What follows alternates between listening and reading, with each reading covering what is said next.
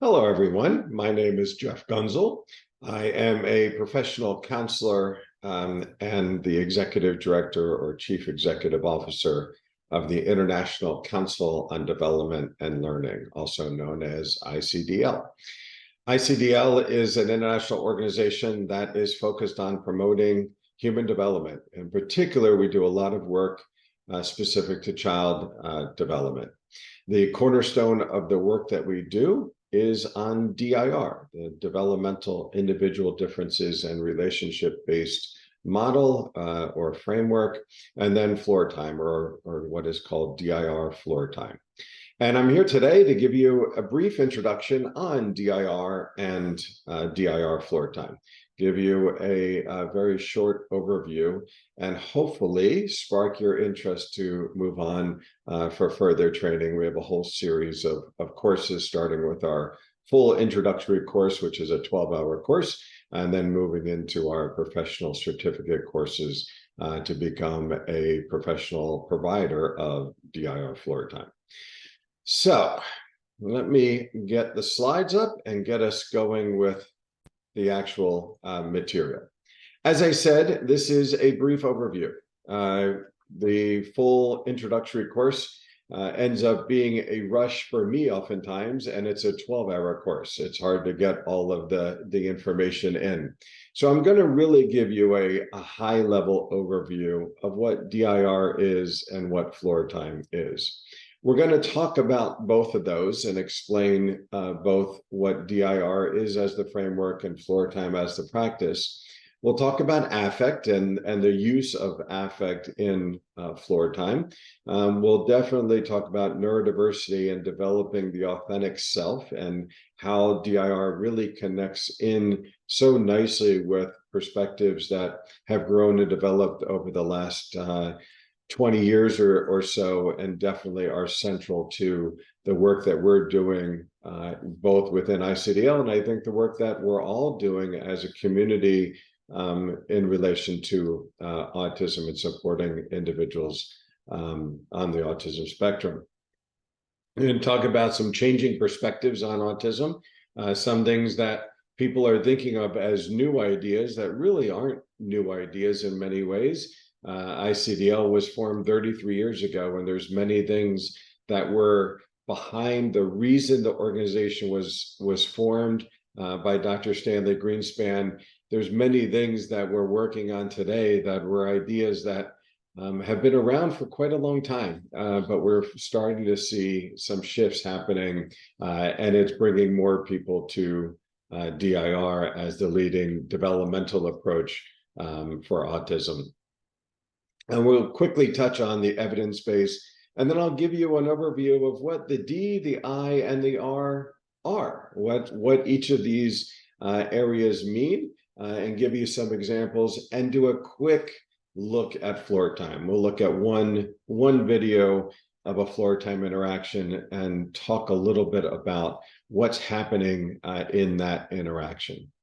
So what is DIR? DIR is a theoretical framework. It's a framework that was developed initially by Dr. Stanley Greenspan, and then research that continued with him and many different colleagues. But it's a framework for understanding human development, in particular, really starting from infancy and early childhood and understanding that developmental process from the very beginning. When Dr. Stanley Greenspan became a child psychiatrist, the field of infant and early childhood development really did not exist, and he was a pioneer in developing the field. And part of that pioneering work was developing a framework for understanding how that developmental process happens. And so DIR is that framework for understanding how human development happens from the very beginning, from birth through the lifespan. The D, the developmental capacities, are a way of understanding that developmental process. In many ways, it's based on what typically happens from birth through the lifespan. But it's a very robust understanding of how that developmental process happens. The I, the individual differences, are the unique ways that each one of us perceives the world, understands the world, interacts with the world.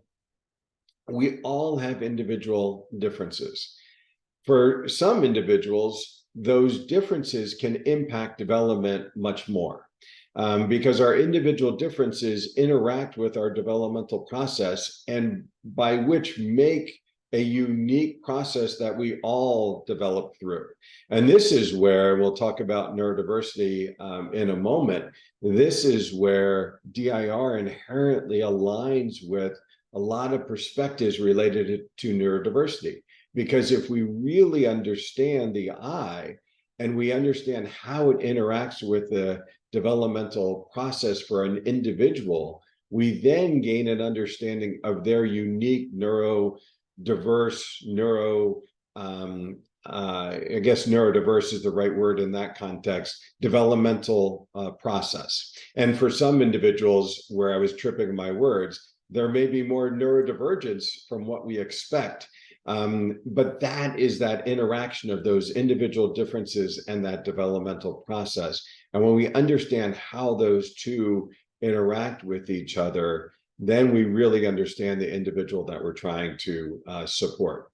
And the R is understanding that humans develop in the context of relationships with other humans. A baby is born dependent upon a relationship with another human being for survival. And so what's going on in that? What is happening in those relationships? How do relationships fuel development? And we know that they do, without any question.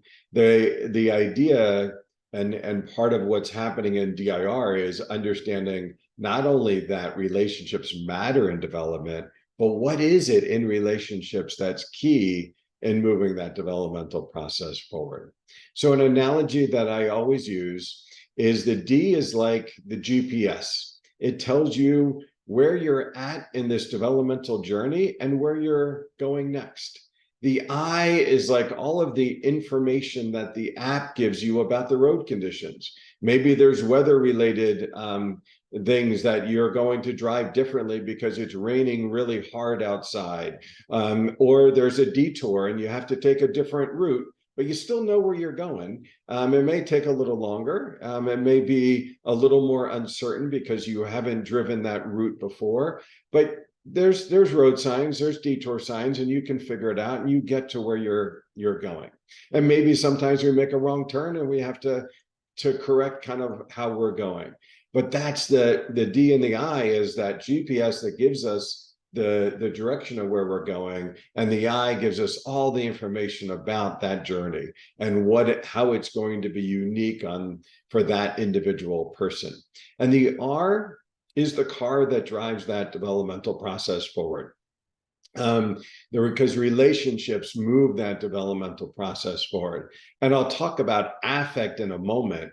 And affect is like the gasoline in the tank or the power in the battery cell that drives that car forward. It's the energy that moves that car forward, but I'll talk about affect in one moment.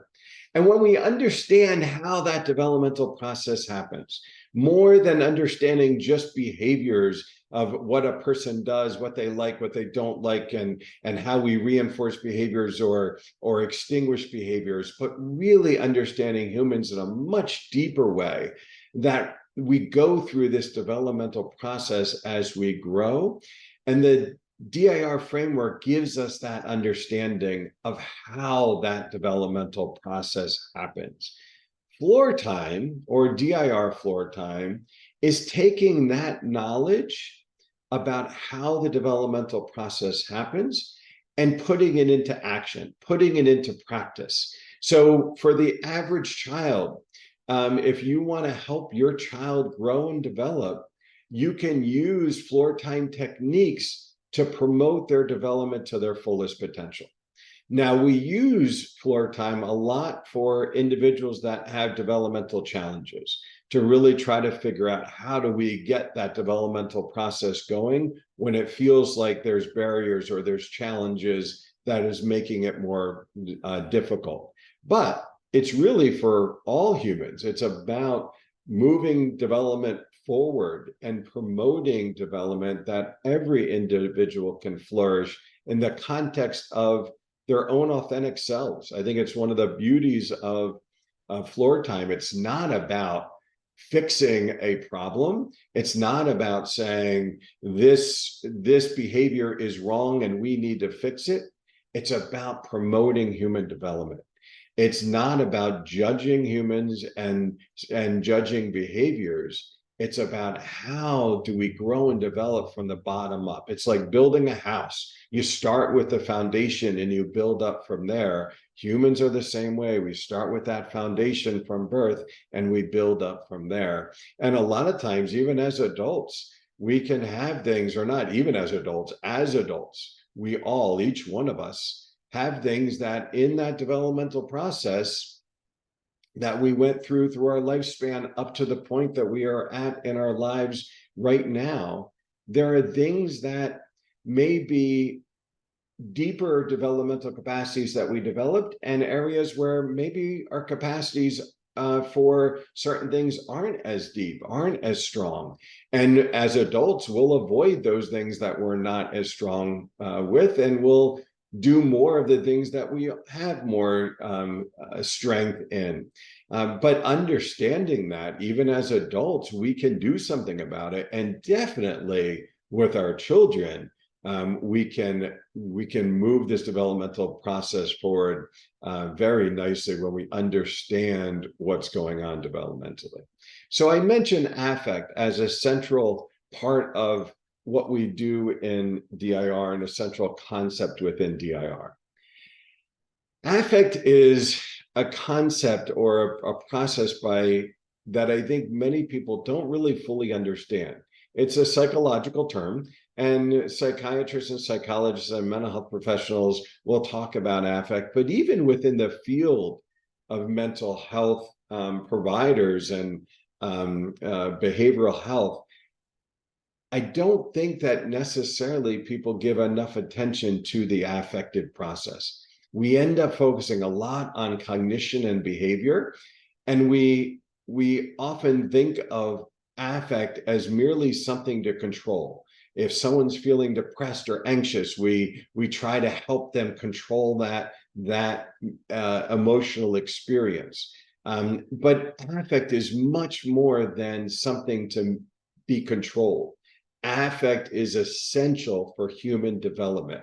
When a baby is born, that initial interaction that a mom or a dad or whoever the caregiver is with that baby isn't about behaviors, isn't about the cognitive process and teaching things. It's about the human connection, which is all about that emotional experience, the affective experience. And that is actually what the brain is processing and taking in much more than anything related to behavior and cognition.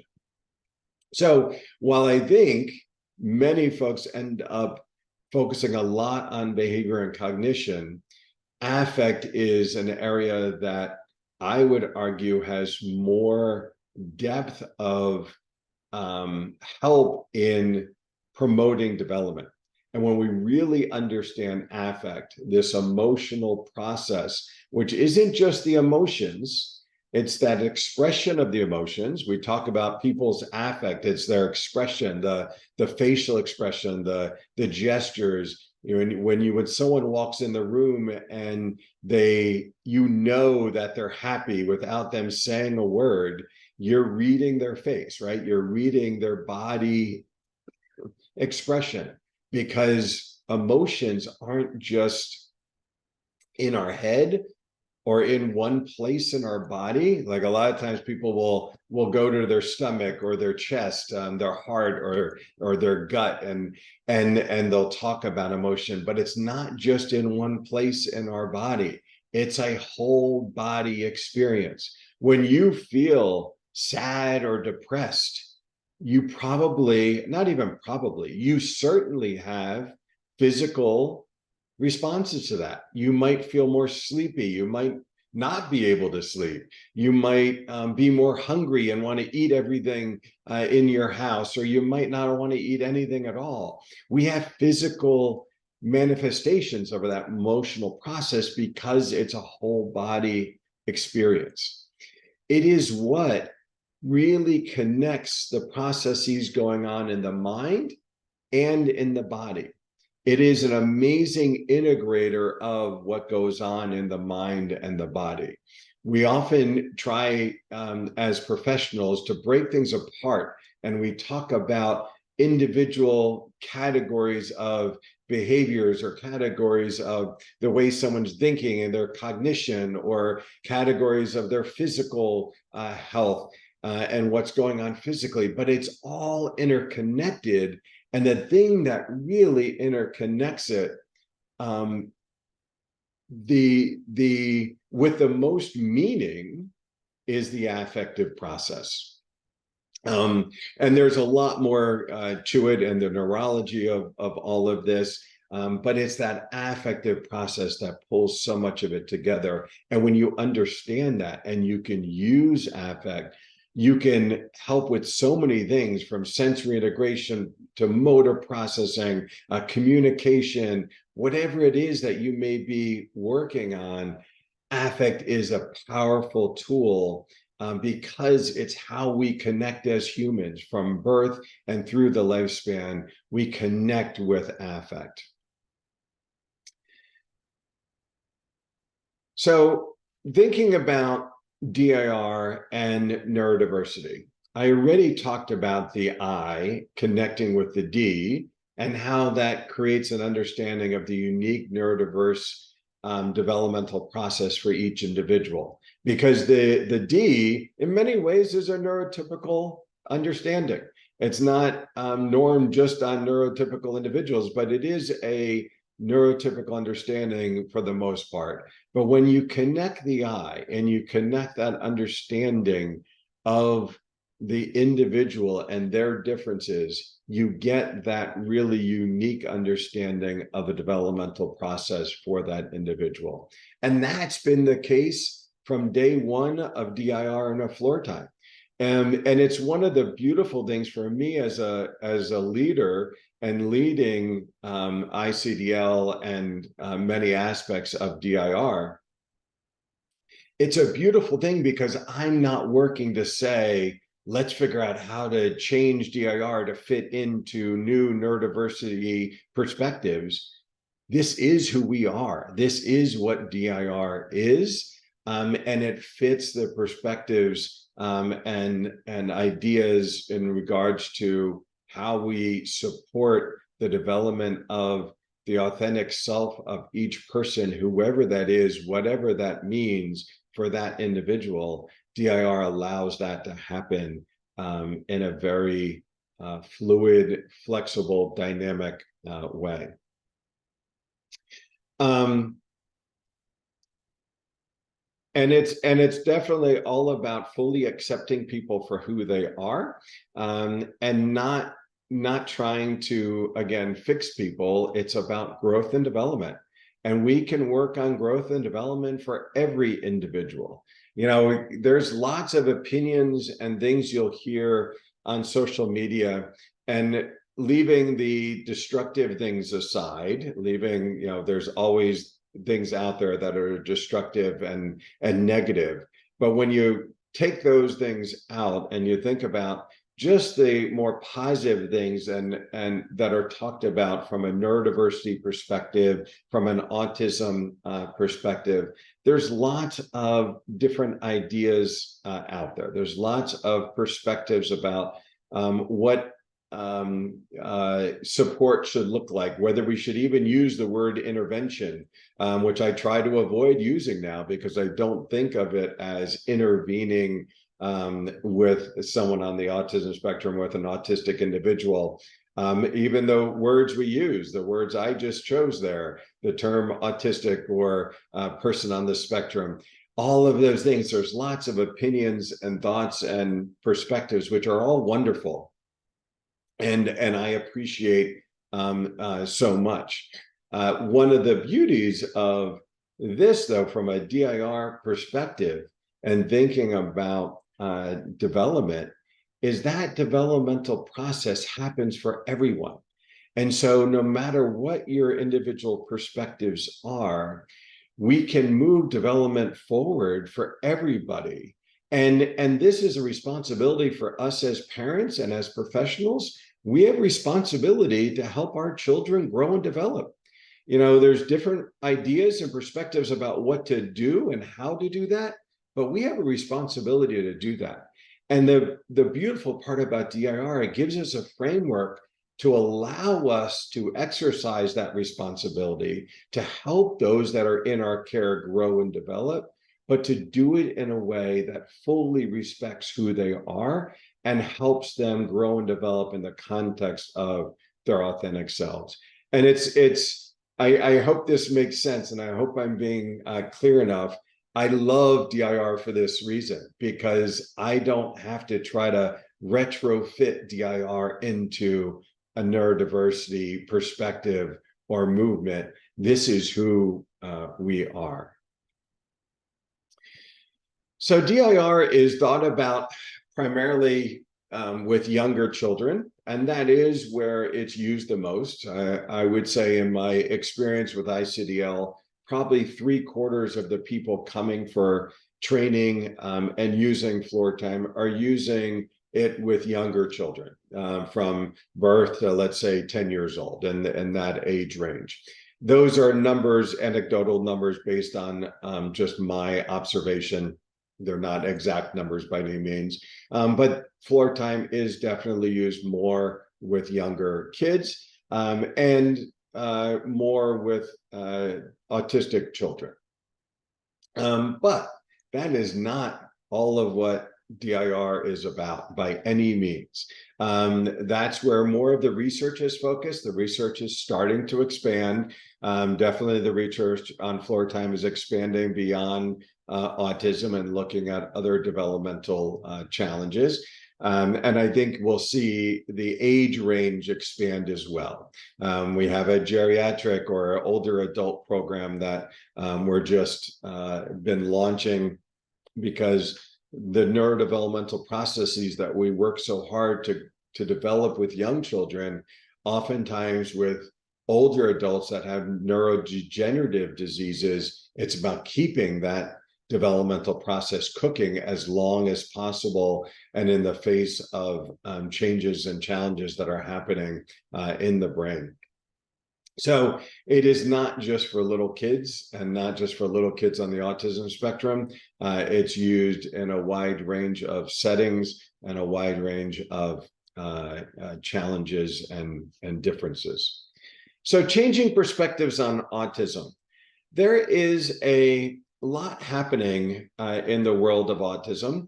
Autism has been, the field has been dominated by applied behavioral analysis and dominated by a behavioral perspective on autism. For a long time, what you would see is talk about autism being a behavioral disorder, or autism being a neurobehavioral disorder. And development was often left out of it. But if you look at the diagnosis of autism, and when you go into the Diagnostic and Statistical Manual and look up autism, it's the autism spectrum disorder is the official diagnosis, right? And when you look at that diagnosis and look at the category it sits in a category of neurodevelopmental disorders.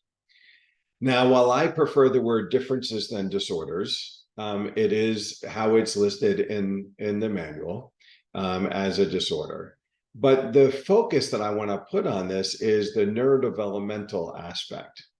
It's always been defined as having a neurodevelopmental core of what the diagnosis is, what autism is. It's differences in the neurology of how the brain develops, and that impacts the developmental process and has behaviors and things that we can see as a result. but at its core, it's a neurodevelopmental disorder, a neurodevelopmental difference. And this is essential because what has been presented in so much of the media and so much of the field of autism by those that are working primarily from a behavioral framework, they have worked hard to present autism as a behavioral disorder. And I want to be really clear that it's not. We do see behaviors that will come out as a result of the neurodevelopmental differences, but it's not at its core a behavioral disorder.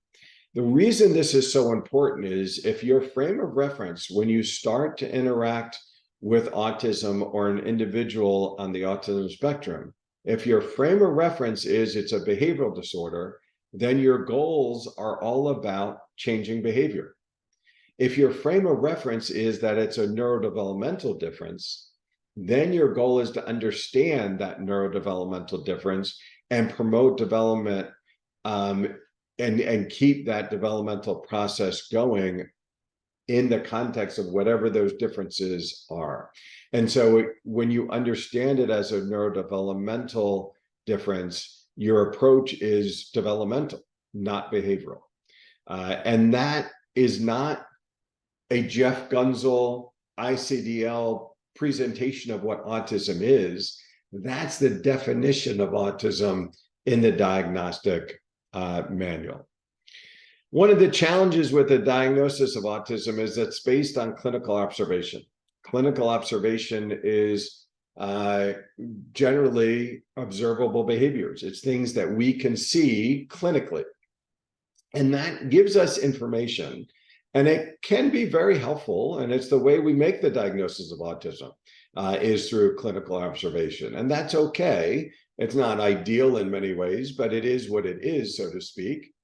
But the key in understanding this is that just because we make the diagnosis based on observing behaviors does not mean those resulting observable behaviors is where the important action really is. We want to get to what's underneath those behaviors.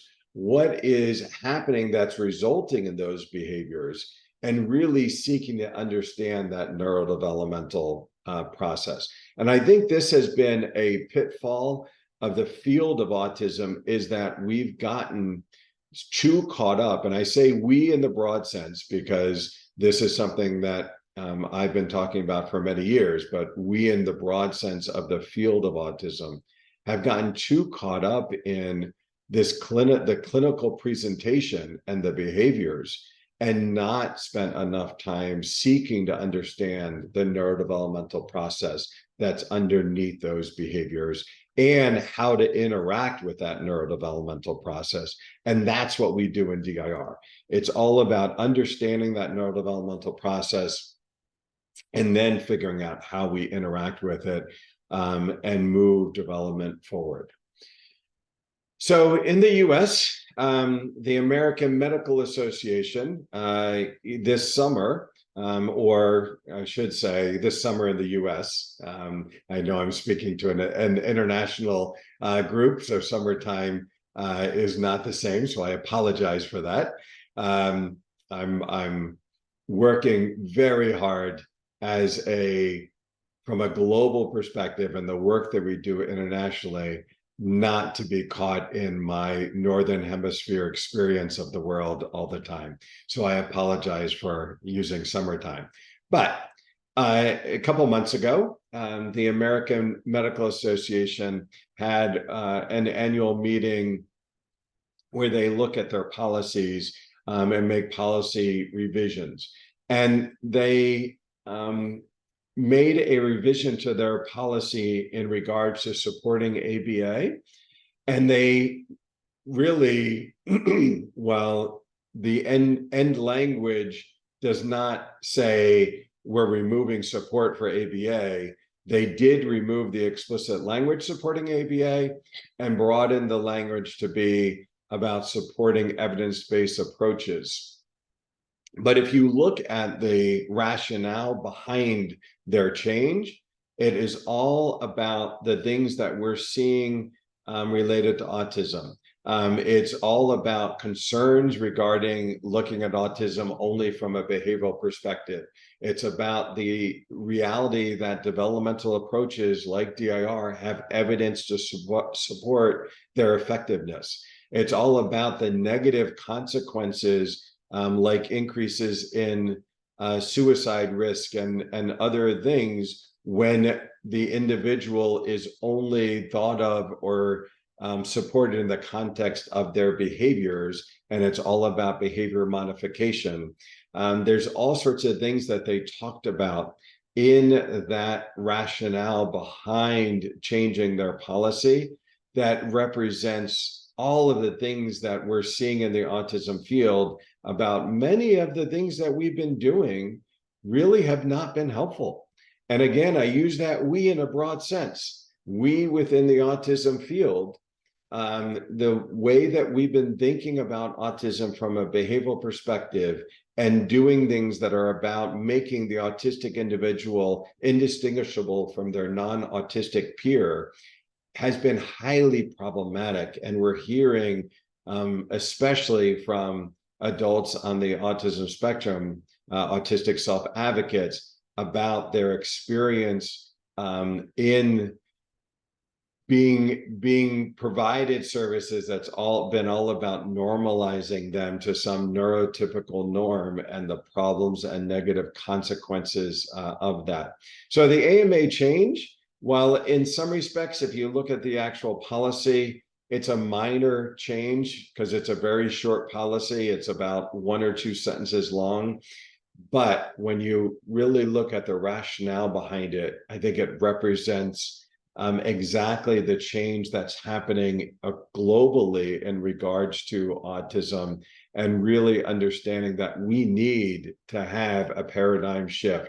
We need to shift away from thinking about autism as a behavioral disorder, thinking about normalizing autistic individuals, to really understanding autism from a neurodevelopmental perspective and figuring out how we help every individual grow and develop in the context of their own authentic selves. The American Academy of Pediatrics has finally, a couple of years ago, included floor time in their clinical guidance in regards to what pediatricians should be considering when looking and when helping a family that has a child on the autism spectrum. So even the American Academy of Pediatrics is making that shift as well. So looking at the research, floor time is evidence-based. There's no question about this. This is not a debatable item at this point.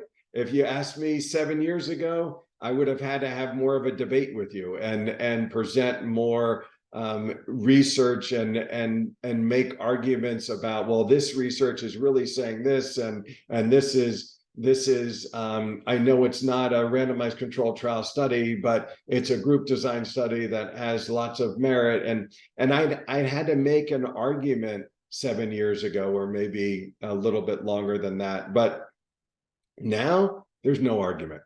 There are multiple randomized controlled trial studies, there's systematic reviews, there's case studies, there's group design studies. DIR floor time is evidence-based, plain and simple. You can learn more on our website if you want, which I'll give you that link in a moment. There was a recent review, the Autism Intervention Meta-Analysis Review, which really has had a strong impact on the field of autism, because, as the same thing I said with the American Medical Association, as we're really looking at things differently and looking maybe beyond just simple cause and effect outcomes, you can show in behavioral research that you can stop stimming behavior by providing punishment. But is that help quality of life? Is that what we understand that we want to do anymore? No, absolutely not.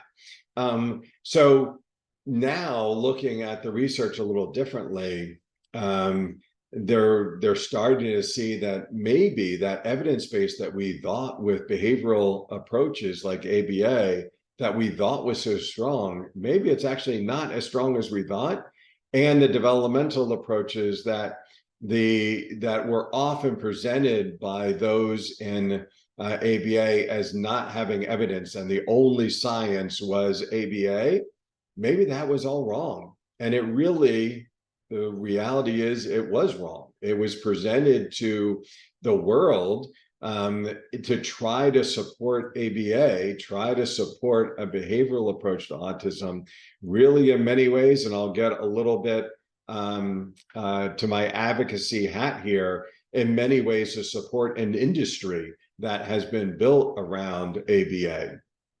But I'll turn away from that for a second, just go back to the research. Like this research study and this meta-analysis really opened the eyes of many to see that the behavioral research really is not as strong as we thought, and it doesn't have the evidence base that we once thought.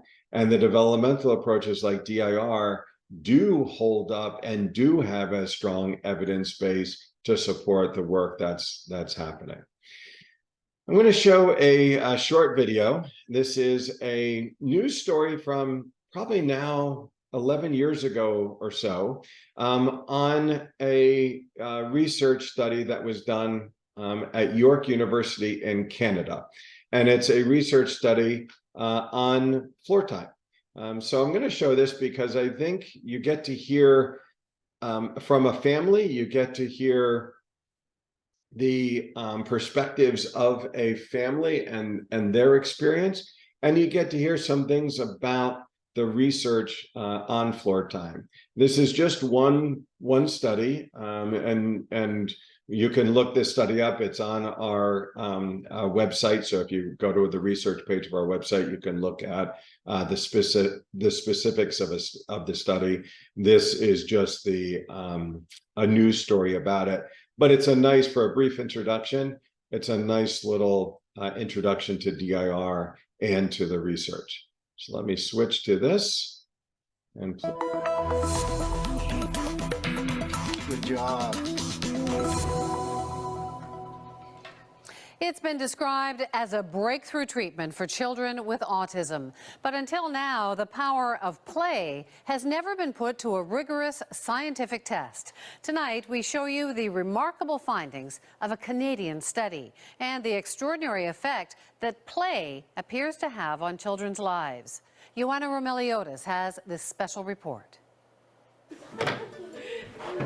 What do you see? His eyes are bright and curious. Boom! But what he sees can often overwhelm him. No, Mommy! 5-year-old Tristan Scott has autism. No, Daddy! No, Mommy! Leave me alone! I hear you, Tristan. And it's why he's in this university research room doing something that seems very unscientific. He's playing. Mom, be back. No, Dad. His parents, Suzanne and Lincoln Scott, are learning how to play with him. We've learned about that. We learned to get down on the floor and play and try to get our imaginations going and learn to give and take. This is called floor time therapy, and as the name suggests, it's all about getting down to Tristan's level. To unlock what may seem elusive to an autistic child, an emotional connection, a desire to engage. I know. Let's play hide and seek. That's a good kid. Stuart Shanker and a team of researchers at York University have been tracking each exchange as part of a remarkable experiment into the power of play. That was a good job. What we wanted to know when we looked at this, when we created this institute to study this, is first of all, what's going on in the brain? What's going on with that social brain network? Can we actually bring that social brain network online? Can we get it cooking? Can we get these connections forming? But it wasn't until researchers here at York University put it to the scientific test that anyone could actually prove how floor time therapy works, or even if it works. all children have this drive to want to interact socially. It's the essence of being human. But for the child with autism, there are biological challenges that make interaction painful, that make it unpleasant. So if we can figure out what those factors are and then reduce the unpleasantness, reduce the stresses, then the child will in fact naturally want to do this. To test that theory, Shankar and his colleagues recruited 51 families with children aged 2 to 5 with moderate to severe autism. Kids who would find everything too bright, too loud, just too much. Who's afraid of the big bad wolf? Half, like the Scotts, took part in a weekly 2-hour session of floor time therapy for a year. No duckies? And they had to do much more.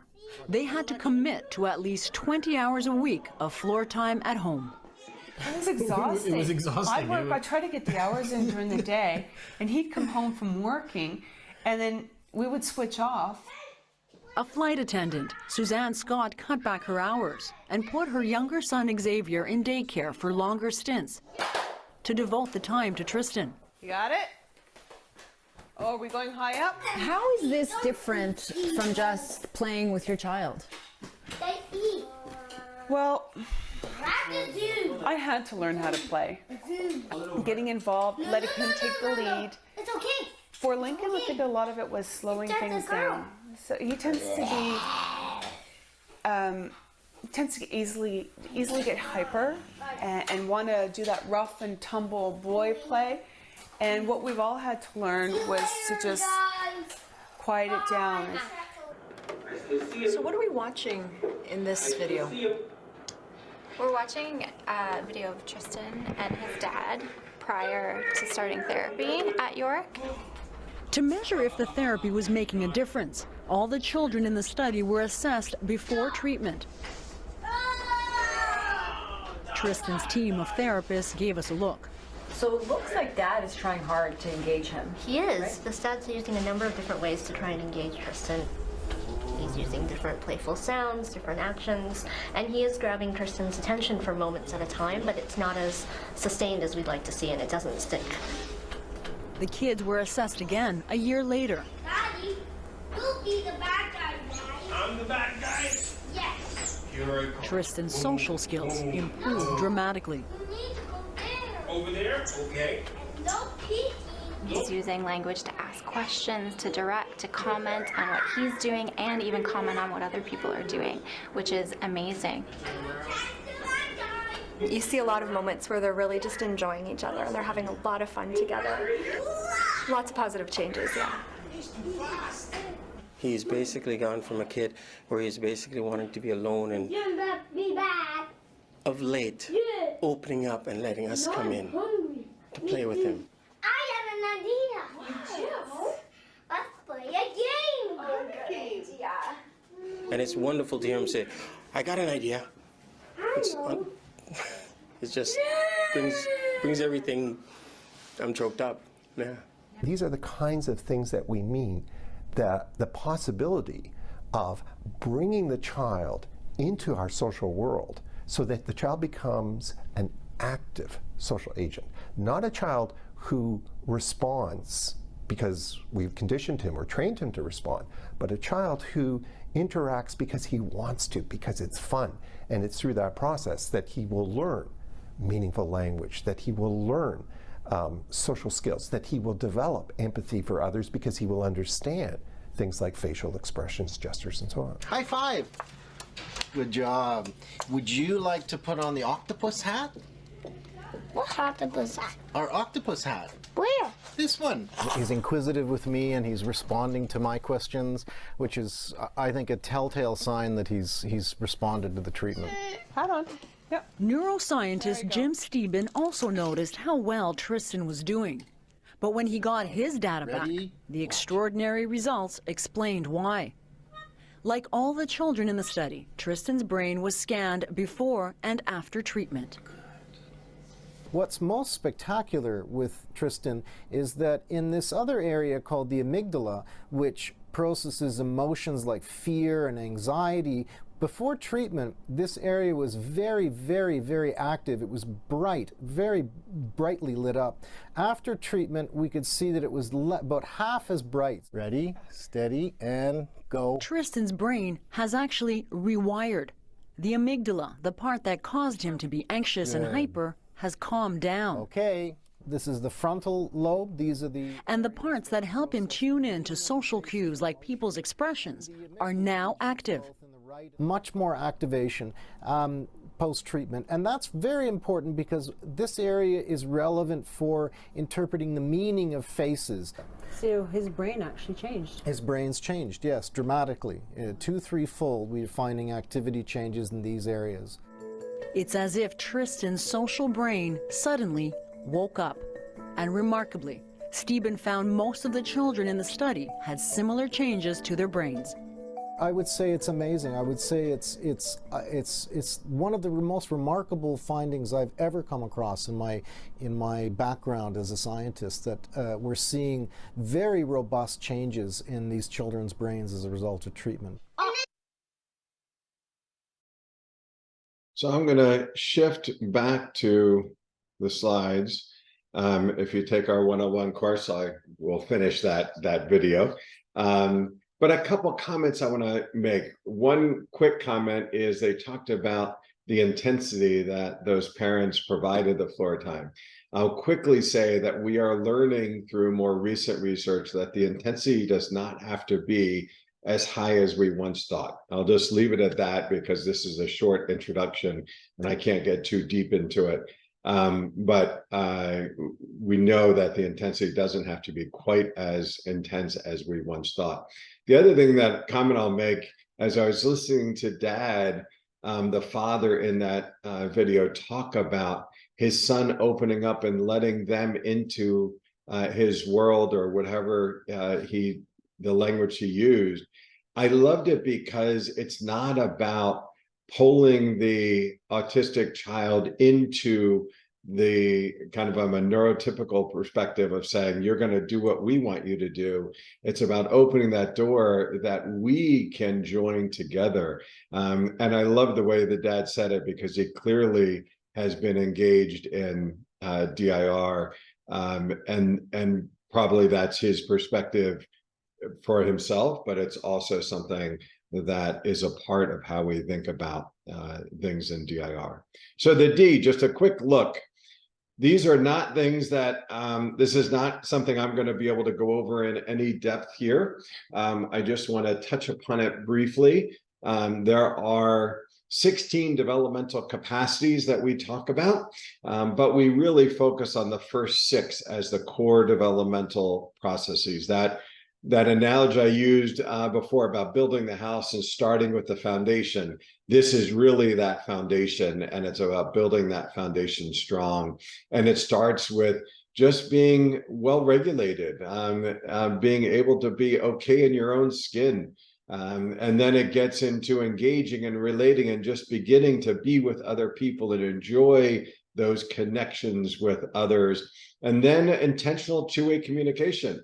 Intentionally communicating with others and getting in back and forth communication. And as that develops, it becomes much more complex. We go from, single things of, mommy, I want juice, to much more complex things as far as maybe how the play is going and the ideas and how the sequence of things is going to happen. You go from 1-step action to maybe 3 or 4-step actions in that communication about what's going on. Then using symbols and creating emotional ideas. This gets a little complex for, well, I think all of this is a little complex for a quick overview, but this is where children start to pretend play, and they start to develop the capacity for thinking abstractly and holding abstract ideas in their mind. We talk about the fun of pretend play, but if you can't hold abstract concepts in your mind well, and this is for all humans, for all people, then you need concrete references. And so, we may all count with our fingers sometimes, right? But if you can't hold representations beyond your 10 fingers of numbers in your mind, it becomes really hard because you only have 10 fingers. And so it's having those representations, that ability to think abstractly, and then to connect those ideas and reason through those ideas. It's what's happening at capacity 6. And so we don't think of these as levels. You do one and finish one. We intentionally use the word capacities because this is a fluid process. We all have a capacity. Us all here at listening and watching this, and myself included in presenting, we have different capacities for things. My capacity for regulation is fairly deep, and I can handle a lot of stress and stay fairly calm.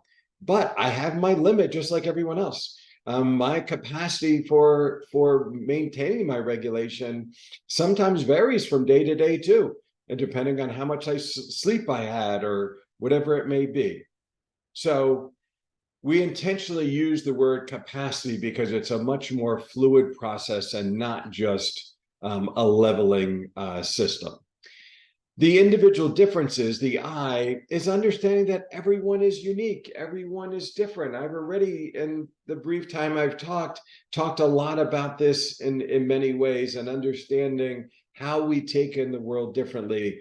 For all of us, our sensory differences are a big part of it, but definitely for individuals on the autism spectrum, the way we process the world from a motor processing standpoint, health-related differences, all of these things are a part of the I of DIR, and understanding how all these things impact development.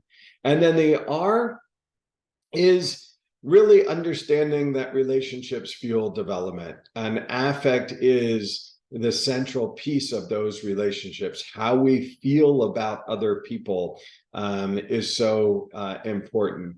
And we focus a lot on caregivers, the parents, or wherever those secured attached relationships are, because secured attached relationships are uniquely positioned to support development and are incredibly powerful in promoting development. So when we work with parents in DIR, we don't want parents to be therapists. That's not our goal. We don't want even our parents necessarily putting extra attention on teaching skills.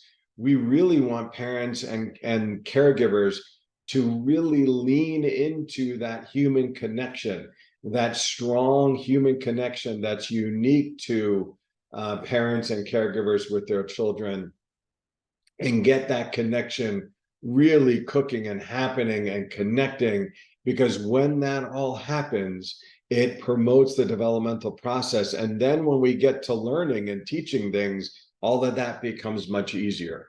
And just know that relationships matter in therapy. For all of you that are professionals, they've done research looking at this, and the best predictor of positive outcomes, at least this research looked at mental health therapy, but I think you could probably do this, replicate it in many other therapies.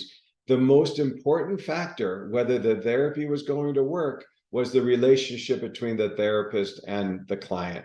Relationships matter, both as parents and professionals. I'm going to show one quick video on the practice of floor time.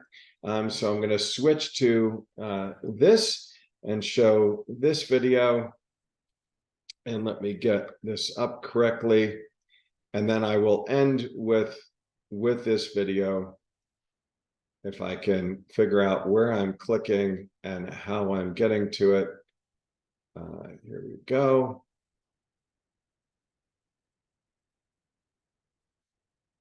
Thank you for your patience as I got this set up. So in this interaction, you're going to see a therapist and a small child, and I'm not even going to play all of this. I'm just going to play part of it. If you take our 101 course, you'll see it again. If you take it soon, we rotate and change our videos, but it's currently in the 101 course. But you're going to see an interaction here that has no verbal communication between the two of them. All the sounds you'll hear are in the background. You're waiting. Oh, what are they doing? You're gonna say bye. Bye. Not And you'll notice the therapist is kind of following his lead, right? The therapist is doing what he's doing with such deep interest in him. He is the most important thing in that room to her right now, and he knows it.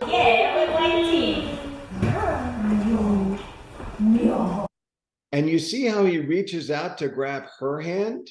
It's not about prompting to get a neurotypical response to communication. She's sending out an invitation to him to initiate communication, to intentionally begin communication, and he's doing that. Mom, look at me pulling that even out today. Yeah.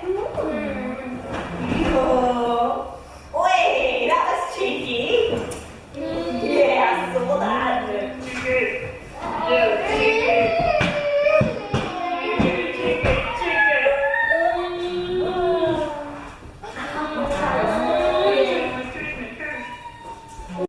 And this is a simple interaction in many ways, but when we understand the developmental capacities, this child is struggling a little bit to maintain his regulation. He's covering his ear, which has to do with the sensory experience of the world.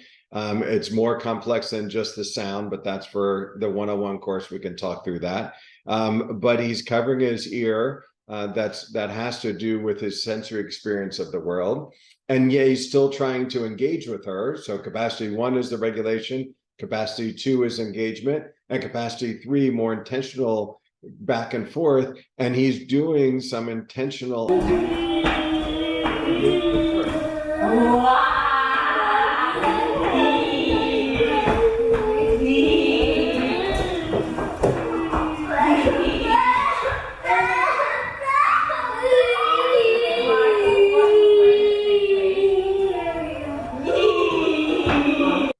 And again, if you watch this whole video, he does a lot of reaching out to her and engaging with her, which is helping him become an active social agent, not just responding to other people, but allowing space. She's allowing space for him to become that active social agent. And while this is a simple interaction, and I'm only showing you a very small piece, it is beginning that process of helping him be well-regulated, be engaged, and intentionally communicate with others on his terms, respecting how he's interacting with the world and not forcing the way she wants it to be, but really working hard to follow him and engage with him on his terms. Every child has the potential to be a great kid. It's our job to make a great world where that potential can flourish. A quote from Dr. Stanley Greenspan that I hold very dear and try to follow in everything that I do. I thank you for being here and listening to me for the last hour. I hope you will consider looking into DIR further. If you're a parent, we have lots of options for parents. You can go to our website. We have a parent section of our website. You can learn more. If you're a professional, we have a professional certificate program. We have thousands of people going through these courses at this point from around the world. We have providers in over 100 countries around the world, people that have engaged in courses with us from over 150 different countries around the world. This is an international movement, and I'm thrilled to have been able to share it with you and hope that you will look into it further. Thank you very much and have a wonderful, wonderful, wonderful day.